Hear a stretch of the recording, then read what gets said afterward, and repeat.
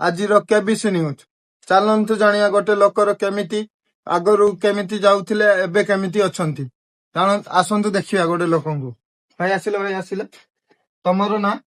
ଭାଇ ମୋ ନାମ ବଳିଆ। ହଁ, ଆଜି ଆଗରୁ କେମିତି ଥିଲ ଆଜି କେମିତି ଅଛ ଟିକେ କହିଲ, ଲୋକମାନଙ୍କୁ ସମସ୍ତେ ଜାଣିବେ। ଆଜ୍ଞା ଆଗରୁ ଆମେ ଗରିବ ଥିଲୁ, ହଁ, ଏବେ ଏବେ ବି ଗରିବ ଅଛୁ। ଆଉ କିଛି ବି ଚେଞ୍ଜ ହେଇନି? ଆଜ୍ଞା ଚେଞ୍ଜ ହେଇଛି ଆଜ୍ଞା। ସେଇଟା କୁହନ୍ତୁ, ସେଇ ଚେଞ୍ଜ ଟା କଣ ହେଇଛି ସେଇଟା କୁହନ୍ତୁ।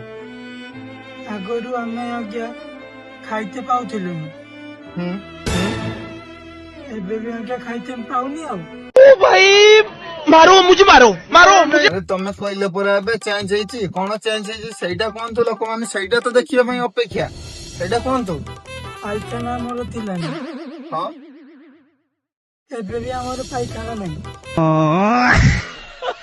ତମେ କହିଲେ ପରା ମୋର ଚେଞ୍ଜ ହେଇଛି। ଆଜ୍ଞା ଚେଞ୍ଜ ହେଇଛି ଆଜ୍ଞା ତ ସେଇଟା କୁହନ୍ତୁ, କଣ ଚେଞ୍ଜ ହେଇଛି।